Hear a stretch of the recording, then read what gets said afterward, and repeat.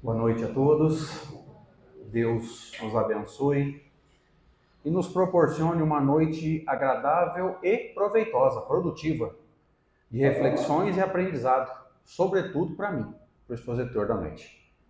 Queria agradecer o convite que nos foi feito pelo Valentim. Eu acho muito legal o Valentim. Ele convida, ele mesmo não vem.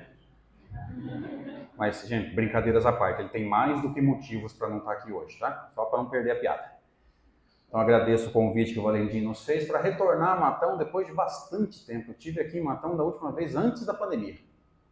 Então já faz um tempinho que eu não vim.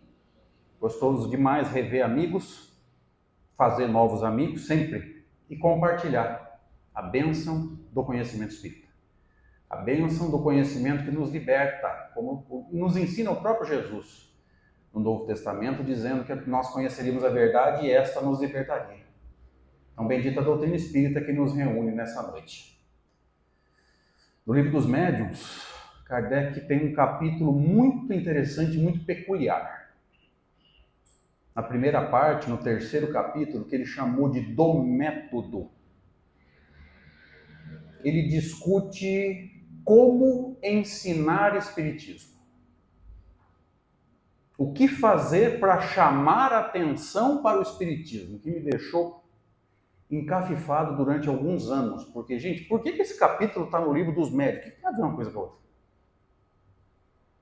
Num livro onde é estudado o fenômeno mediúnico, é a obra principal da chamada ciência espírita, onde a gente vai entender as leis que regem esse intercâmbio entre vivos e mortos, entre aspas, né, encarnados e desencarnados. Ele, logo no terceiro capítulo, ele vai falar sobre como ensinar o espiritismo, como pautar o ensino da doutrina. Eu falei, meu Deus do céu. Parecia que ele tinha montado um quebra-cabeça e faltava uma peça, ele foi num outro jogo, catou e encaixou ali. Bati cabeça muito tempo, acho que entendi. Eu não sei se alguém aqui é desse tempo, em que a gente chamava a atenção das pessoas para o espiritismo através da reunião mediúnica. Alguém aqui viu isso há muito tempo atrás?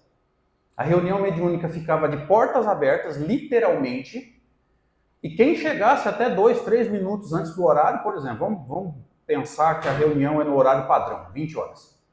Quem chegasse até 5 para as 8, 2 para as 8, a porta estando aberta, entrava. E aí eu vou fazer um comentário à parte. Será que em algum momento Kardec nos dá a entender que é uma boa ideia fazer reunião mediúnica de porta aberta? Nenhum momento. Porque vamos pensar nessa realidade. Ó. A reunião acontece aqui, aquela porta está aberta, o portão está aberto. Você sabe de onde vem a criatura? Todo mundo que veio para a reunião tem um compromisso com a casa? Chegou do trabalho, tomou banho, jantou, se preparou e veio para cá, você pode me garantir? Sabe Deus de onde vem essa criatura? Então, no livro que é o Espiritismo, no diálogo de Kardec com o cético, ele fala que não faz reunião pública. O que nos faz pensar que a reunião pública não é uma boa ideia. Porque quem entra numa reunião mediúnica tem que estar preparado para o que vai encontrar ali. Tem que entender um pouquinho de doutrina, um pouquinho de fenômeno. Mas tudo bem. O que ele está dizendo? Por que ele colocou esse capítulo no Livro dos Médiuns? Para a gente não ensinar doutrina e não prender ninguém, não chamar a atenção de ninguém através do fenômeno. Não usar a reunião mediúnica para convencer as pessoas. E uma das frases que ele coloca nesse capítulo é o quê? A força do espiritismo não está no fenômeno. Até porque, não preciso dizer isso, o fenômeno sempre existiu. Kardec não criou fenômenos, Kardec não criou espíritos. A força do espiritismo, diz Allan Kardec, está na robustez da sua filosofia. E aí vai um comentário meu. Quem entende a filosofia espírita não abandona nunca mais. E muita gente que abandonou o centro espírita não entendeu nem a filosofia e nem a diferença entre doutrina espírita e movimento espírita. Você pode perfeitamente, em algum momento, por algum motivo, se decepcionar com um trabalhador dessa casa ou de outra. Você pode trocar de casa, você pode até parar de frequentar a casa espírita. Pega os livros de Kardec e estude. Não confunda a doutrina com o movimento. Se você não gostar da minha palestra, você não está decepcionado com a doutrina. Você está decepcionado com um membro do movimento. E nem todo mundo entendeu isso. Então, qual o objetivo desse capítulo estar no Livro dos Médiuns? Não chame a atenção das pessoas através do fenômeno. O fenômeno choca, mas nem sempre convence. E a força do Espiritismo, diz Allan Kardec, nesse capítulo, está na robustez da sua filosofia. Aí eu entendi. A reunião mediúnica antigamente era chamada para chamar atenção. Era usada para chamar a atenção das pessoas. E a pessoa tinha um problema obsessivo, vinha para assistir a reunião e ali já era tratado, o obsessor dele já se manifestava e muitas vezes ficava. Por quanto tempo? Ninguém sabe. Porque a gente não sabe o quanto ele se convenceu dessa realidade que o Espiritismo nos mostra. E nesse capítulo também, que eu acho muito significativo, ele faz uma relação de livros que ele sugere uma ordem para a gente começar a estudar o Espiritismo. Ele diz assim, textualmente: para aqueles que quiserem ter as noções iniciais de Espiritismo pautado nas nossas obras, para aqueles que quiserem, porque Kardec nunca foi um guru. Em nenhum momento Allan Kardec se fez de a única voz que estuda os Espíritos. Ele fez o mesmo movimento que, se a gente parar para pensar, foi o que Jesus fez. Jesus não criou discípulos. Nós, por conveniência, chamamos discípulos, apóstolos. Mas como Jesus, como Espírito puro, sabia que a matéria mais cedo ou mais tarde ia morrer. Mesmo que não fosse crucificado, a matéria é eterna? Não. Ela ia ter que morrer. O que Jesus sabia? Que ele não podia formar discípulos. O que ele tinha que formar? Outros mestres que teriam que continuar o trabalho. Então, em nenhum momento Jesus formou discípulos, apóstolos. Nós, por conveniência, chamamos assim. Mas Jesus sabia que o trabalho tinha que continuar e aqueles caras tinham que estar preparados. Então, Kardec nunca se fez de guru. Muito pelo contrário. Olha o que ele diz. Para aqueles que quiserem ter as noções iniciais de Espiritismo pautado pelas nossas obras. Você quer estudar outra? Não tem problema. Sugerimos, diz ele, essa ordem. Quem lembra qual é o primeiro livro? Me ajuda. Devagar, um de cada vez, senão eu não entendo. Vocês falam tudo ao mesmo tempo. Então vamos começar. Livro dos Médiuns, terceiro capítulo, primeira parte. Primeiro livro que ele sugere. Tem alguém aqui daquelas pessoas que ficam olhando para a letra da gente e analisando a personalidade da gente? Espero que não. Porque me interna. Eu não sou médico, viu, gente? Mas vamos lá. Qual que é o primeiro livro? Quem me ajuda? Boa, os encarnados agora, vai. O que é o Espiritismo? Por que será que ele começou por esse livro?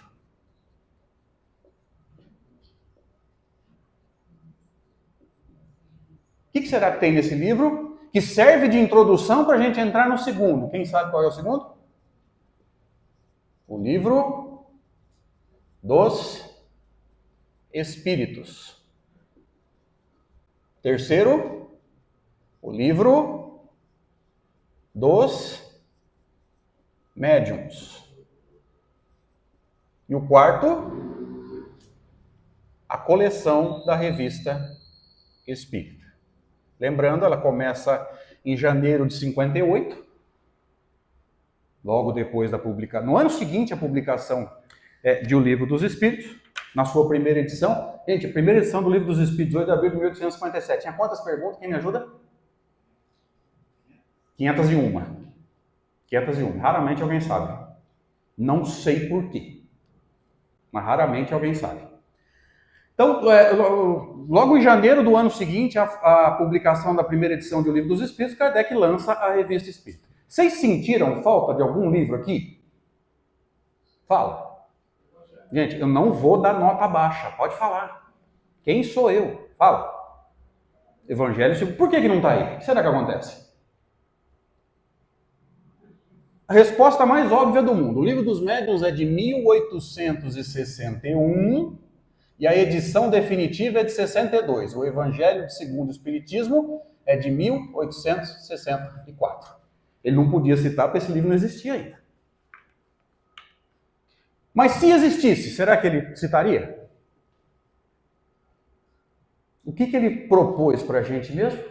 Para aqueles que quiserem ter o quê? Quem lembra? As noções iniciais de Espiritismo. É isso? Agora eu pergunto, você tem noções iniciais de Espiritismo no Evangelho segundo o Espiritismo? Qual é o objetivo do Evangelho segundo o Espiritismo? Primeira introdução. Depois do prefácio do Espírito de Verdade. Primeira introdução. Objetivos da obra, e é aí que você vai começar a identificar o pedagogo, Allan Kardec. Qual que é a primeira coisa que ele escreve depois do prefácio? O objetivo. O que ele quer com o livro. Esse é o pedagogo. Primeira introdução, primeiro parágrafo. Podemos dividir as matérias contidas nos evangelhos em 5 partes, lembra? Aí ele cita as 4 primeiras. Quinto, o ensino moral. Se as 4 primeiras dão motivo para polêmica, para discussão, para debate, a quinta é inatacável. E ele encerra o primeiro parágrafo dizendo assim: este, que é o ensino moral, é o objetivo exclusivo dessa obra. Pergunto de novo, você aprende doutrina espírita no Evangelho segundo o Espiritismo? Ou aprende a parte moral? Encarnados? Só a parte moral. Você não vai entender a doutrina como um todo no Evangelho segundo o Espiritismo. Por isso que ele citou esses livros. Tenho a impressão que se o Evangelho segundo o Espiritismo já existisse em 61, 62, quando ele escreveu esse texto, sugerindo esses livros, tenho a impressão que ele não estaria. Porque não é o objetivo do Evangelho segundo o Espiritismo ensinar doutrina. É ensinar moralidade. Lembra? As máximas do Cristo em consonância com o ensino dos Espíritos. Não é ensinar doutrina. É nos mostrar o caminho da transformação moral. E é nesse livro aqui, ó, o Evangelho segundo o Espiritismo, que tem uma frase que vai nortear a nossa palestra. Nós vamos comentar essa frase. Eu peço permissão para copiar.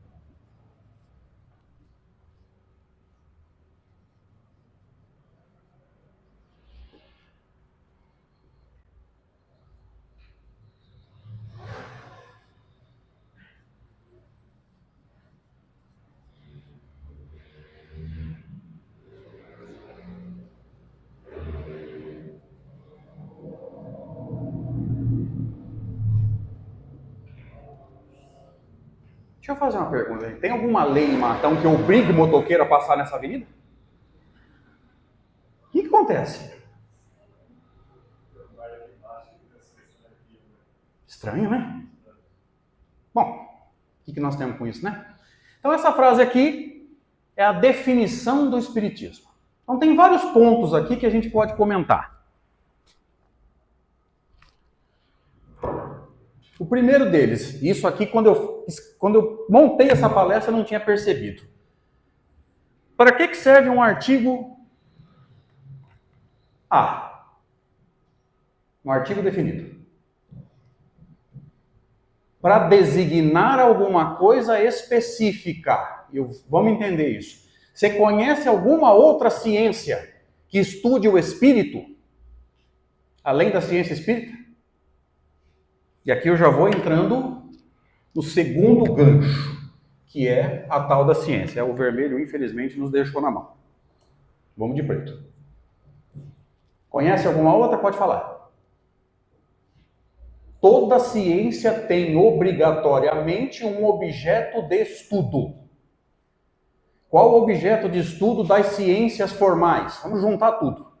Química, biologia, física. O que eles estudam? Matéria. O que o Espiritismo estuda? O espírito. É a ciência que estuda o espírito. E até onde eu sei é a única. Então vamos começar a conversar um pouquinho sobre ciência. Veja, ele usou um artigo definido. Não é uma ciência ou uma das ciências, não. Na época só existia o Espiritismo. Não sei se existe outra hoje. Eu desconheço. O que é ciência, gente? Toda vez que eu ouvia falar a palavra ciência, eu associava com aparelhagem sofisticada. Eu associava com microscópio, eu associava com coisas assim, extremamente sofisticadas. Será que é isso na essência? O que é ciência na essência? A ciência, na sua essência, ela é dividida em dois momentos. O primeiro momento é o de busca. Você pode chamar de pesquisa, se você quiser. Metódica. Me ajuda aí. Metódica é relativo a? Encarnados? Metódica é com método. Olha só. É uma busca metódica. Não é sair procurando a torta e a direita. Então você tem critérios para fazer a sua pesquisa. Se você já trabalhou ou entendeu o método do censo, lembra do censo, IBGE? Se você já trabalhou ou já tentou entender o critério do censo, você sabe que é uma busca metódica. Busca com método sistematizada. E depois que você faz essa busca metódica e sistematizada, o que você faz? Uma análise também metódica daquilo que você encontrou na sua busca ou pesquisa. Então, basicamente, ciência é isso. Busca metódica e, num segundo momento, uma análise também metódica, também criteriosa daquilo que você encontrou na sua busca. Kardec fez isso? Encarnados.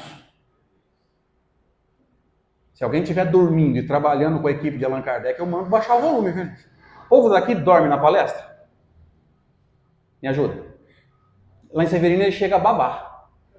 Só que eles não falam que eles estão dormindo. O que eles falam mesmo? Qual que é a desculpa padrão? Fala. Estava desdobrado, não estava dormindo. Aí você pergunta, qual que é o tema da palestra? Não sei. É a desculpa padrão, né? O povo não dorme, o povo desdobra e vai trabalhar no plano espiritual. Então vamos lá. Kardec fez isso? Evangelho segundo o Espiritismo, introdução número 3. Qual que é o nome? Quem lembra? Controle universal do ensino dos Espíritos. Ali está o método de Allan Kardec para analisar, filtrar metodicamente e analisar também metodicamente as comunicações dos Espíritos. Diz ele que o critério mais seguro é o quê? Comunicações dadas através de vários médiuns que não se conhecem. Por quê? Porque se eles se comunicarem sobre qualquer assunto de uma mensagem psicografada, o outro pode estar sugestionado. Alguém matou a charada aí. Médiuns que não se conhecem. Agora eu pergunto, hoje, qual é a chance disso dar certo? Se o cidadão psicografa a mensagem às 8h30, 9h30 ele publica em rede social. Concordam comigo que o controle universal hoje está absolutamente prejudicado? Está. Então vamos lá. Mensagens recebidas, textos recebidos, através de vários médiuns que não se conhecem, em centros espíritas diferentes, para que não haja essa contaminação. 3 médiuns receberam. De onde são os médiuns? Do mesmo grupo. Não é um critério seguro, por causa da obsessão coletiva. O mesmo espírito pode se manifestar no mesmo grupo por 3 médiuns diferentes, dando 3 nomes diferentes, mas trazendo a mesma ideia. Quer que faz pose? Não, né? Olha só, vocês estão entendendo o que é a ciência espírita? Isso é sério, gente. Vamos juntar as informações. Vários médiuns que não se conhecem em centros diferentes, mais ou menos ao mesmo tempo. Não precisa ser exatamente no mesmo dia, mas mais ou menos ao mesmo tempo, mais ou menos na mesma época. Por quê? Porque se você psicografa uma mensagem com um conceito doutrinário diferente hoje, daqui a um mês, é possível que outros médiuns tenham ficado sabendo dessa psicografia, não tem? E aí o médium que psicografar depois o mesmo assunto, ele pode estar sugestionado? É um método ou não é? É um método. Em nenhum momento, isso aqui derruba muita gente da cadeira, em nenhum momento Kardec deu conotação religiosa para o espiritismo. Ele tem um texto na Revista Espírita quando ele diz assim: podemos chamar o espiritismo de religião? Depende do sentido. Primeira coisa que ele discute: polissemia. Quantas palavras existem na língua portuguesa que tem um significado só? A esmagadora maioria das palavras na língua portuguesa tem mais de um sentido. Então, para eu poder chamar o espiritismo de religião, eu tenho que ver o que você quer falar de religião. Qual o seu conceito de religião? Aí ele fala assim: no sentido filosófico, podemos chamar o espiritismo de religião. O que significa o sentido filosófico? Um objetivo reunindo pessoas. Se você acredita naquele conceito que muita gente fala para religar o homem a Deus, esquece, porque é impossível você se desligar de Deus. Senão a gente acredita num Deus imperfeito. O conceito é diferente. Podemos chamar de religião no sentido filosófico, não no sentido tradicional. Qual é o sentido tradicional? O que tem numa religião tradicional? Uma hierarquia de sacerdotes e um corpo dogmático que eles são proibidos de discutir para não ser chamado de herege. Agora eu pergunto, em espiritismo nós temos um corpo dogmático? Não, nós temos princípios fundamentais que foram discutidos por Kardec e os espíritos. Mas e os dogmas? Kardec desmente vários deles. Tem um livro só para discutir e desmentir o céu e o inferno. Tem um livro só para isso, gente. Só para a gente entender que não existe o inferno, não existe pena eterna. Boa notícia. E quando a gente ouve isso, a gente abre um sorriso. Mas também não existe o céu. Aí a gente desanima, né? Porque fala a verdade, gente. Quando ele provou pra gente que não existia o inferno, a gente ficou feliz. Oba, não existe pena eterna. Mas quando ele falou que não existe céu, no fundo a gente ainda tinha uma esperança, não tinha? Eu vou ser bonzinho para ir pro céu, para ficar a eternidade inteira fazendo o quê? Nada. Ociosidade eterna. No máximo sentado numa nuvem, ouvindo uma harpa e cantando hosanas de louvor a Deus. Coitado. A gente que não reencarna para trabalhar, não. Kardec foi desmentindo esses dogmas um por um, gente. Um por um. Então veja, no sentido tradicional nós não podemos chamar a doutrina espírita de religião. Por quê? Não há um corpo dogmático. Existe uma hierarquia de sacerdote na doutrina espírita? Quem me ajuda? Encarnados? Não. Não existe. Por isso que todo ano, ou a cada 2 anos, 3 anos, troca o presidente do centro, não troca? Eleição.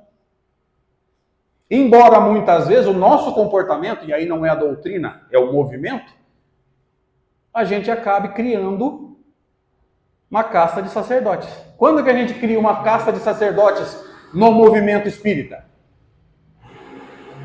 Quando a gente usa o que Kardec chama de critério de autoridade. O que é critério de autoridade? Quando eu digo assim, o fulano falou, está falado. Quando eu acho que alguém é infalível. Nós fazemos isso com palestrantes, com médiums, com espíritos, com dirigentes. Nós fazemos deles os nossos sacerdotes. Mas veja, isso não é doutrina, isso é um movimento. A gente acaba criando um corpo dogmático, acaba criando uma hierarquia de sacerdotes. André, onde que você viu o corpo dogmático? Gente, o passe virou um dogma. Quer ver? Alguém aqui estava se sentindo bem, está feliz da vida, está tudo dando certo, mas foi tomar passe? Levanta a mão. Quero ver quem vai ter coragem de admitir. Peraí, se você está pulando de alegria, não está doente, por que você tomou o passe, cara pálida? Me explica. Virou dogma. Todo mundo vai, eu vou também. Gente, se você está bem, não está doente, está em paz, tua vida está transcorrendo bem, teu coração está em paz, você está tomando passe para quê, criatura? O passe virou um dogma. Ninguém sabe por quê, ninguém sabe como é que funciona, não entende fluido, não entende pensamento, mas vai lá, senta lá, sabe Deus o que acontece. O passe acabou virando um dogma. Não deveria ter acontecido. Tá claro até aqui? Encarnados? Posso continuar? Então vamos lá. Entendemos um pouquinho do que é a ciência, vamos conversar sobre a natureza dos espíritos. O que Allan Kardec quer dizer com natureza dos espíritos? Natureza é o que ele é. O que ele é? Agora você vai entender por que ele mandou ler o que é o Espiritismo primeiro, porque tem conceitos aqui que vão te ajudar a entender o Livro dos Espíritos, principalmente a primeira parte. Olha o conceito que ele cita. Eu não vou muito para lá por causa da filmagem, tá, gente? A alma é um ser simples, uma estrutura. O espírito é um ser duplo, duas estruturas. O homem é um ser triplo, três estruturas. Primeira coisa que a gente precisa entender. Ele está falando homem se referindo ao espírito encarnado, independente do sexo. Antes que alguém saia falando, e a gente já ouviu isso, infelizmente, que Kardec era machista. Não, é a linguagem da época. O que é o homem? Espírito encarnado, não é no sentido masculino, é no sentido humano. Então vamos lá. Se você imaginar só o ser pensante, esquece o perispírito, esquece o corpo, só o ser pensante, como é que ele chama? Alma ou espírito com E minúsculo. Se você entender isso aqui, você mergulha no Livro dos Espíritos, principalmente na primeira parte, que vai até a questão 75, com um pouco mais de segurança. Então, esse ser pensante, a abstração feita ao perispírito, chama-se alma ou espírito com E minúsculo. Alma mais perispírito, como é que chama? O espírito é um ser duplo. É a alma mais o perispírito. Então, se você passar a considerar o perispírito, nós temos o quê? O espírito com E maiúsculo, a partir da questão 76. Apesar que aqui eu estou induzindo vocês a um erro. Porque o perispírito não tem forma de círculo. O perispírito tem a forma que o espírito queira. E geralmente, como é que a gente vê ele quando vê? Na forma humana, na aparência de algumas das suas encarnações pregressas. Então, eu estou induzindo vocês a um erro aqui, fiz um círculo lá, mas, infelizmente, não dá para ser muito detalhista. Qualquer dia a gente pode trazer os slides e discutir isso com mais profundidade. Então, ó, a alma é um ser simples, a gente desconsidera o perispírito, para estudar só o ser pensante. O espírito é um ser duplo, alma mais perispírito. O homem, espírito encarnado, é um ser triplo. Alma mais perispírito mais corpo. Durante a encarnação. Porque o desencarnado não tem corpo. Perispírito e corpo físico vêm do mesmo princípio, vamos dizer assim. O que eles são? O que Deus cria?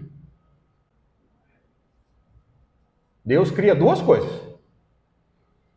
O espírito e a matéria. Ó, perispírito e corpo são o quê? Matéria.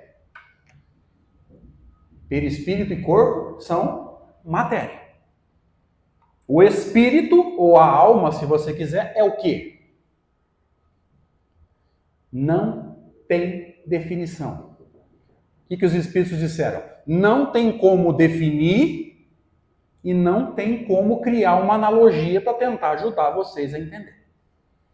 A única coisa que ele conseguiu passar para a gente, os espíritos, né? É o ser pensante.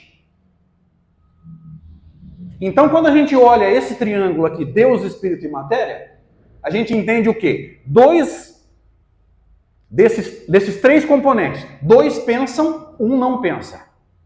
Qual é o que não pensa? Olha lá no triângulo. Deus, Espírito e Matéria. Qual dos três não pensa? Matéria. Deus pensa? Pelo amor de Deus, gente. O Espírito pensa? Você deve estar fazendo isso agora. Mesmo se você estiver fora do corpo, desdobrado, você não parou de pensar.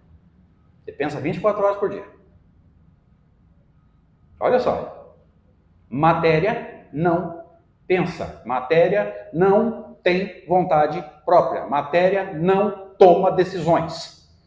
Ela é instrumento de uso do espírito, mas a matéria em si, não toma decisões. Não pensa, não decide, não sente e não exterioriza pensamentos próprios. Exterioriza pensamentos da alma. Tá? Então, o que é a alma? Indefinível. A única coisa que os espíritos conseguiram trazer para a gente é o ser pensante. Como é que ele é definido mesmo? Princípio inteligente do universo. Olha só. Lá na questão 76, eles definem assim: seres inteligentes da criação. Vocês perceberam que a palavra inteligente está nas duas respostas? O que é inteligente para o espiritismo? Quem me ajuda? Pelas caras de vocês, eu estou dando um nó na cabeça de vocês, né? Fala a verdade. Tô? Tô ou não? Essa é a minha função. Porque para o bom estudante, a dúvida gera o quê? Pesquisa. Para o mau estudante, a dúvida gera o quê? Melindre.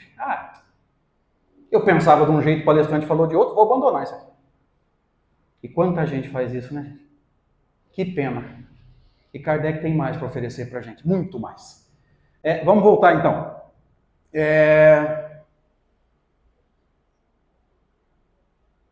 Princípio inteligente ou ser inteligente da criação. Qual que é a definição de Deus? Inteligência suprema. O que eu devo entender por inteligência? Quem me ajuda? Será que inteligência está relacionado com o quanto de conhecimento que a alma tem?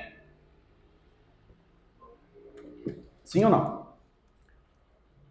Porque se estivesse relacionado com o quanto de inteligência a alma tem, quando ele é criado simples e ignorante, quanto conhecimento ele tem? 0. Ele muda de nome? No momento da criação, Kardec mudou o nome. Não é mais princípio inteligente, é princípio ignorante? Mudou ou não? Não. Então você concorda comigo que inteligente não está relacionado com a quantidade de conhecimento que a alma tem. Porque ele é criado simples e ignorante.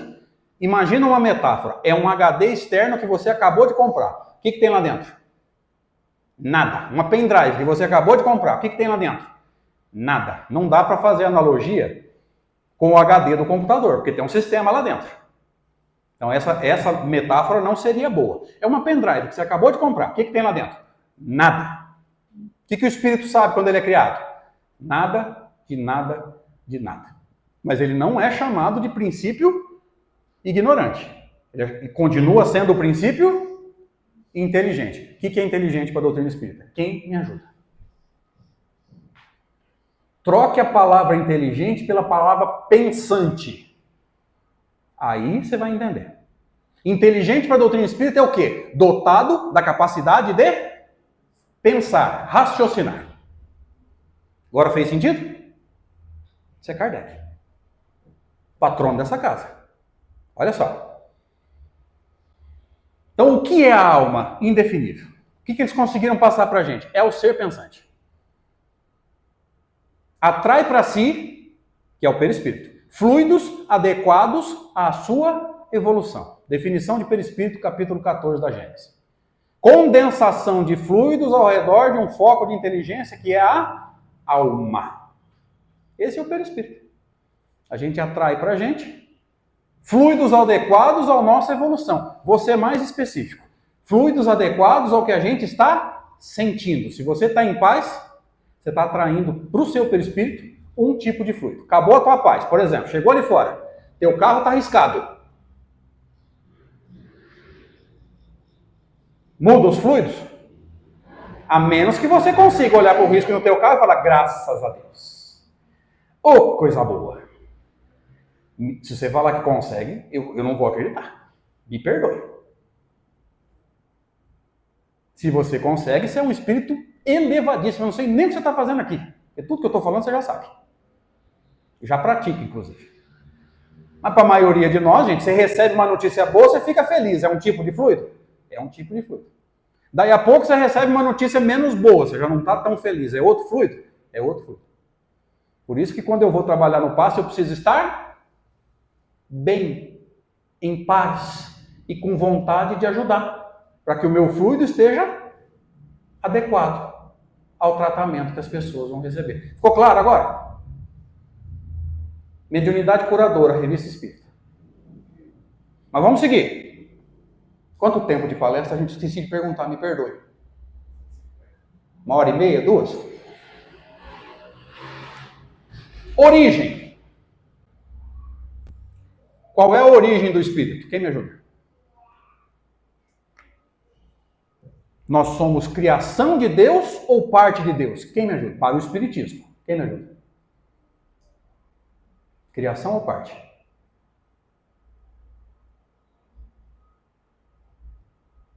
Existe uma doutrina chamada panteísmo, você já deve ter estudado isso no Livro dos Espíritos, que diz que Deus é um todo universal que desprende partes, pedacinhos.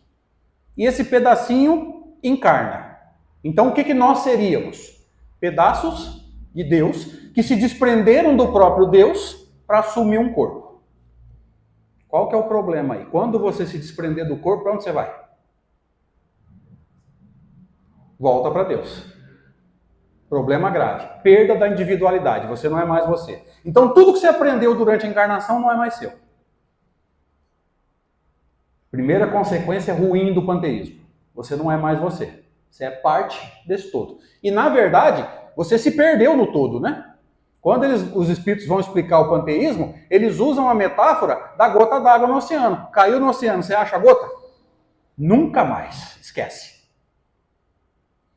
Kardec, no livro Céu e Inferno, ele discute vários problemas da crença panteísta. Esse é um deles. Segundo, todo mundo que reencarna volta pelo menos um pouquinho melhor quando desencarna.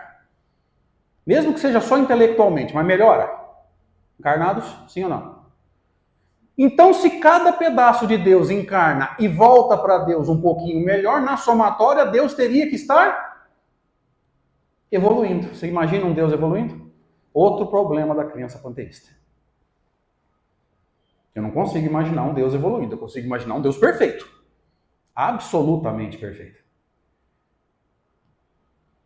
E por último, se eu sou um pedaço de Deus, se todos nós somos um pedaço de Deus, e Deus é bom, como é que um pedaço encarna e vira um assassino?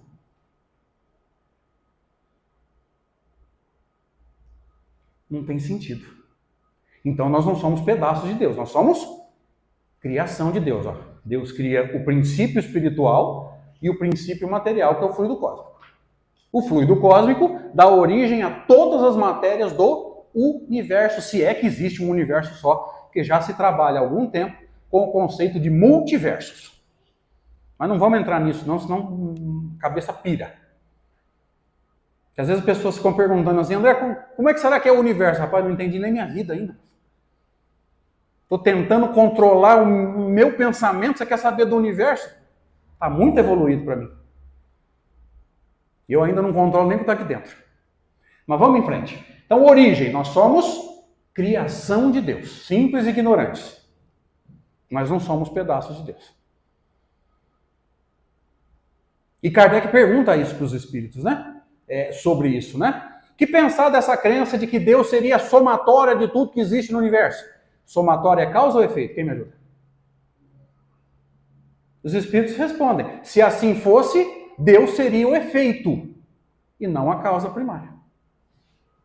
Deus não pode ser efeito. Por que ele é causa primária? Porque ele cria tudo e não foi criado.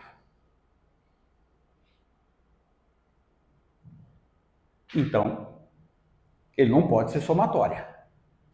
Porque somatória não é causa, é efeito. E o que pensar dessas pessoas que acreditam, Kardec pergunta, né? Que nós somos pedaços de Deus. A resposta foi genial. O homem não podendo fazer-se Deus quer ser pelo menos um pedaço dele. Gente, quantos movimentos assim nós fizemos na história da humanidade? Tentando nos colocar no centro das atenções. Falar que é pedaço de Deus é um deles. Tem no mínimo mais um. Vocês lembram do geocentrismo? Ninguém é besta de falar assim, eu sou o centro do universo. Mas para disfarçar o que nós falávamos, o meu planeta é o centro do universo. Daqui para cima é céu, daqui para baixo é inferno. Geocentrismo. A gente se fazia disfarçadamente o centro do universo. E Galileu tentou desmentir isso, todo mundo sabe o que aconteceu, né? Olha só. Mas, voltando aqui. Origem, criação de Deus. Simples e ignorante. Fadado à perfeição. Quando? Quando chegar lá, por esforço. Destino. Esse destino aqui é um lugar ou um estado evolutivo? Estado evolutivo. Já derrubamos a crença no céu e no inferno, gente. Porque a alma feliz, diz Allan Kardec, o céu estará onde estiver uma alma feliz. Por quê? Porque ele construiu o céu dentro. Ele leva o céu para onde ele for. O inferno estará onde houver uma alma infeliz. Porque como ele não conseguiu construir o céu, ele leva o desequilíbrio emocional dele para onde ele estiver. Então esse destino não pode ser um lugar. Porque espíritos evoluídos sentem-se bem no pior lugar que você pensou aí agora. Enquanto a gente, não sei vocês, mas dentro de uma casa espírita, eu já consegui me sentir mal. Mais alguém? Fala a verdade.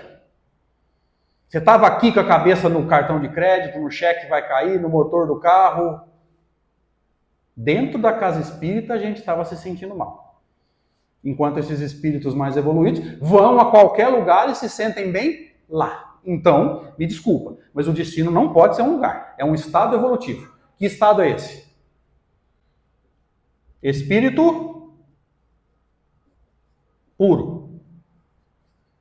Itens 112 e 113 da escala espírita. Puro do quê?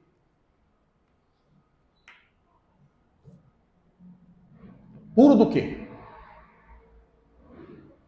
Nos 3 degraus da escala espírita, existe em todos os espíritos, cada um no seu nível evolutivo, uma briga, uma guerra entre espírito e matéria.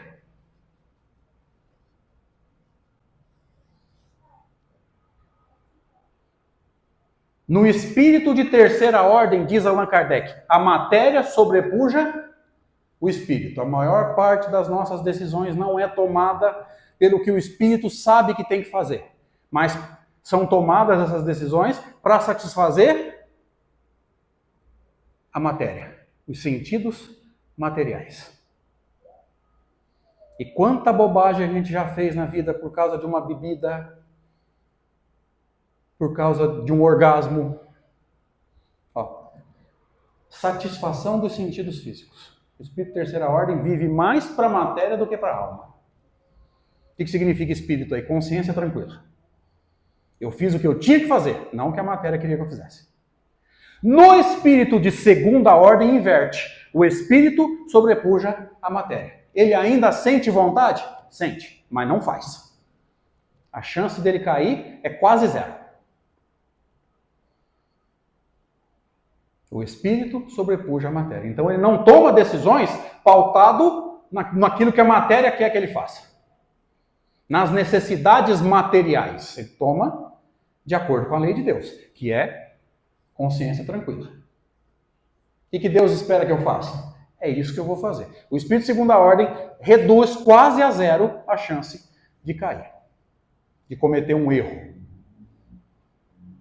Então, terceira ordem, quem ganha o jogo? Matéria.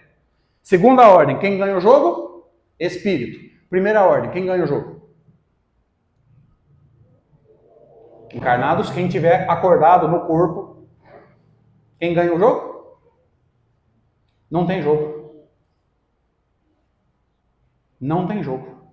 Zero de materialidade. Zero.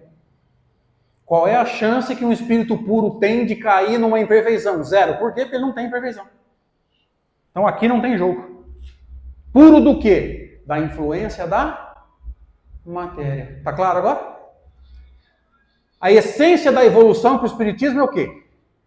Desprender-se da influência da matéria no nosso comportamento. Você vai entender melhor agora. Se essa noite você não conseguir dormir, independente do motivo, rolou para lá e para cá a noite inteira, não conseguiu dormir, como é que você está amanhã? Quem me explica? Como? Cansado? Por que você está cansado, gente? Se quem não dormiu foi o corpo, o espírito não dorme? Porque a matéria sobrepuja o espírito. Desequilíbrios da matéria afetam o comportamento do espírito. O corpo está cansado ou não se alimentou direito. Se você não dormir a noite inteira, amanhã você se comporta do mesmo jeito que se você se comportaria se tivesse dormido a noite inteira e descansado? Quase impossível, né? Por quê? Porque o cansaço da matéria afeta o comportamento da alma. No espírito de segunda ordem, inverte. Pode haver desequilíbrio da matéria? Pode, mas não afeta o comportamento, ou melhor dizendo, quase não afeta o comportamento da alma. Onde é que eu posso dizer que não afeta em nada o comportamento da alma? No espírito puro. É aí que Kardec vai explicar quem é Jesus. É na Gênesis, no capítulo 15, que ele vai falar que Jesus é um espírito puro. É ali que ele vai explicar, quando explica os fenômenos, os milagres, entre aspas, por que Jesus faz as coisas que nós não conseguimos fazer. Gente, a explicação dele para tal da pesca milagrosa, lembra disso? Quem lembra? É genial.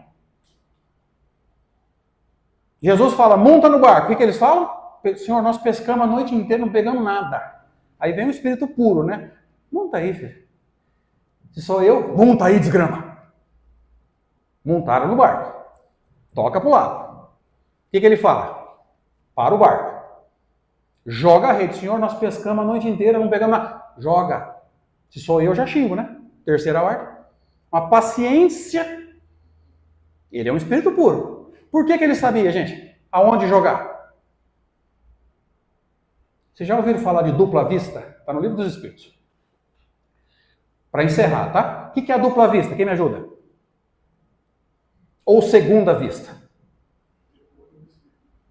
Só duas vistas. Segunda ou dupla. Tem que ter duas, concorda? Quais são essas duas? O corpo está em transe, mas não perdeu a consciência. Então o corpo está vendo o plano físico. Tá claro? Me ajuda, gente. Agora eu preciso. Tá claro? Mas como o corpo está entrando em transe, a alma está saindo. Então ela começa a ver o plano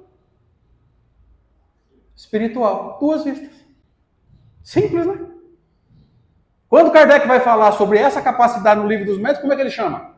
Mediunidade e evidência. Apesar que a dupla vista se manifesta de duas formas. A evidência é uma delas. Outra, visão à distância. Por quê? Porque o corpo ficou aqui, a alma foi onde precisava ir. E Jesus tinha isso no nível máximo. Por quê? Porque a ligação dele com o corpo era mínima. A nossa é grosseira. A dele era mínima. Então ele deixava o corpo, saía numa boa. Como é que ele sabia onde jogar a rede? Vai lá embaixo, olha onde está o cardume, volta e fala, para o barco aqui. Joga. Mas senhor, joga. Se sou eu, falo, não tema não. Mas ele é um espírito puro, né, gente? E a gente não tem noção do que é um espírito puro, gente. Vou dar um exemplo, ó. Me ajuda. Quem acha que Jesus perdoou aquele povo que bateu prego na mão dele, pregou ele numa cruz? Levanta a mão, por favor. Quem acha? Levanta a mãozinha assim. Por favor, gente. Será que perdoou? Espíritos desse nível se ofendem? Então não tem nada para perdoar. Um espírito ofendido teria dito, Pai, perdoa, eles não sabem o que fazem? Ó, nós fala isso da boca para fora. Jesus sentia compaixão de quem estava crucificando. É diferente. Espíritos desse nível não se ofendem. A gente não sabe quem é Jesus. A gente não sabe o que é um espírito puro ainda. Se estudar a Gênesis, vai ter uma noção. Aí a gente vai entendendo por que ele faz o que faz e nós não conseguimos nem energizar uma garrafa d'água. Tanto que a gente traz para o centro, né? O que eu precisaria fazer para energizar uma garrafa d'água, gente? Só uma prece. Mas nem isso nós faz. Nós pega a garrafa e vem para cá, né? E tanto medo que nós temos. Ficou claro? Dei um nó na cabeça? Ótimo. Cumpri minha função. Obrigado, gente. Deus abençoe.